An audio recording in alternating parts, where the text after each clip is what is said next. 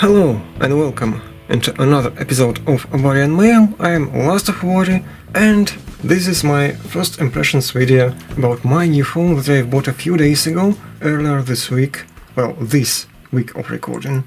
That's Samsung Galaxy A22 LTE version, because 4G and 5G versions are quite a bit different, even when it comes to their exterior.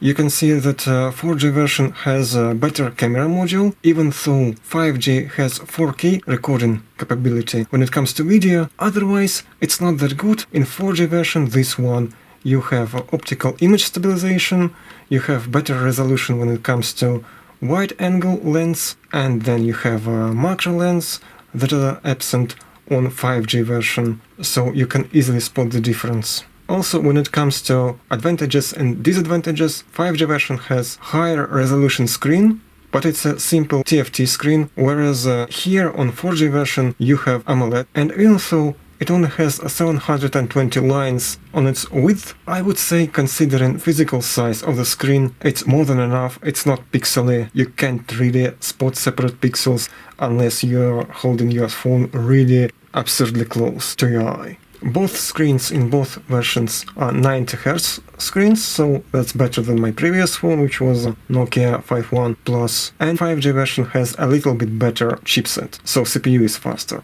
As far as my experience goes, experience that you have on 4G/LTE version is more than enough for everyday tasks, so that's not a real problem. Now, in comparison with my old phone, you can see that Samsung A22 is slightly larger than my old Nokia 5.1 Plus.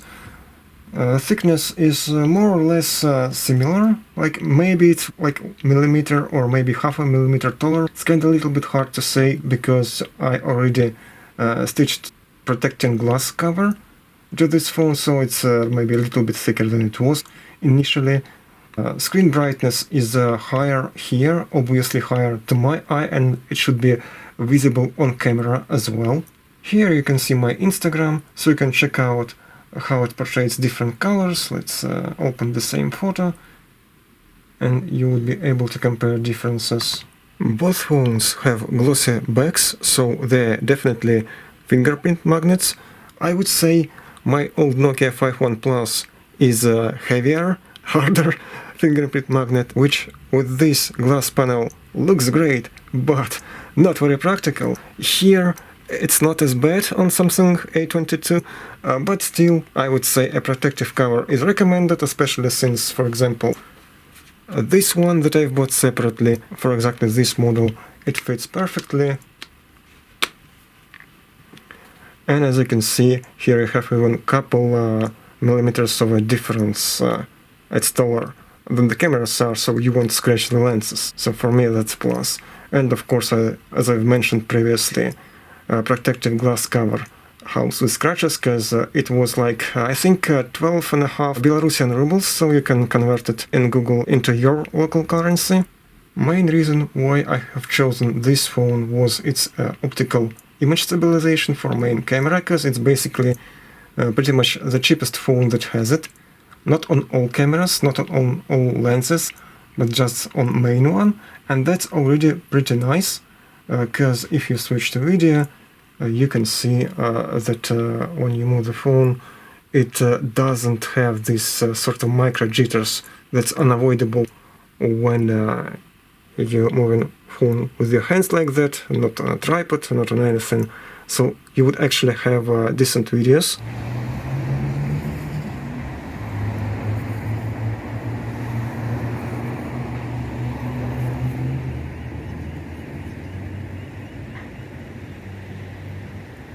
One thing that is a slight disappointment is that standard camera app lacks manual features. I mean, technically you have them, so you go to More and then Pro, and you have your ISO, your white balance, your exposure compensation, but you don't have manual focus in this app, even though you can have your different autofocus and auto exposure locks. You can put them on different places, like exposure to this point or to darker point. so it would compensate for it, and focus as well. You can focus on different things, like on that pen out there, but that's not ideal, and technically it has it in the hardware. I know it because I have a different camera app, Open Camera, that's open source free camera app that you can have. It activates Camera 2 API, and then with this feature you can see that you can adjust focus here just fine, as you can see, right? Now it's in focus, and if I move it in opposite direction, it slightly goes out of focus more and more. So it's in there. You can still have your manual focus just in a different app, and when it comes to automatic settings, the standard app is pretty good. Here you can check out how my setup looks in the selfie camera. That is 13 megapixel, I think in 5G version it's 8 megapixel or something like that, so as you can see, camera is definitely better, a lot better in 4G version of this phone. Now, the last thing that I want to demonstrate is its performance when it comes to games. I'm not a huge mobile gamer, so I'm not gonna give you a super detailed performance test. I only have one game installed right now, that's Dead Trigger 2, which is a first-person zombie shooter. Let's assemble a makeshift setup of sorts. I have already connected my PS4 controller, which is DualShock 4, obviously, version 2. Let's have a go. Okay, let's pick a mission. Something. Just to shoot around, maybe we want to kill some zombies. Something simple like assault. Let's go. Time to get our hands dirty. Yep, it's way more comfortable to play with controllers. Lock and load. Let's assemble that one. Kill these bastards. That's a slightly weird perspective for me, so don't mind if my performance is not exactly super optimal. But it runs perfectly fine. It recognized my display, so it can go up to 90 Hz of this screen refresh rate. And that's pretty nice, pretty smooth, with no lags, no slowdowns. That's default settings. Probably I could go higher on detail, but I don't think it makes a lot of a difference on a small screen. Who knows? Maybe I would... I don't think. I kind of wanted to buy one of those mobile headsets for like VR purposes, or phone VR things, that are pretty cheap. Of course, it's just a toy and not necessarily the best toy ever, but since they are not super expensive, it would be nice to toy around, right? I don't know if it makes sense to make a video out of that, because, you know, it's VR, so pretty much you only can enjoy it yourself. On a camera, it would be just me in some sort of weird headset. But yeah, this game runs fine. A lot of other games, at least on medium settings, will also run fine. This phone is not a mobile gaming powerhouse, so you can't really expect the highest settings, like ultra settings, perfect performance here, but yeah, as it is, it's pretty fine. To sum up my experience with this phone so far, it was pretty nice. I have not experienced any bugs or like slowdowns or lack of performance or anything like that, so it works fine. The camera is good enough, certainly optical image stabilization is a nice plus.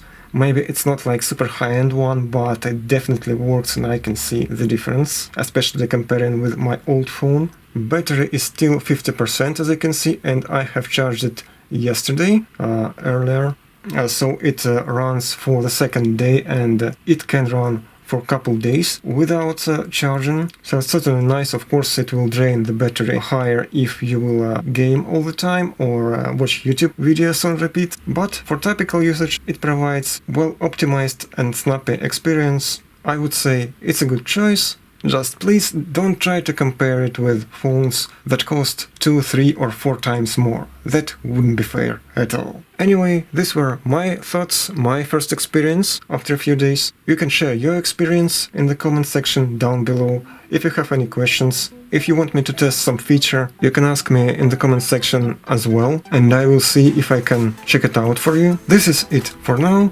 If you liked this video, you know what to do. It always helps when you share my episodes on social media. I was LastofAvari, thanks for watching, and I will see you later.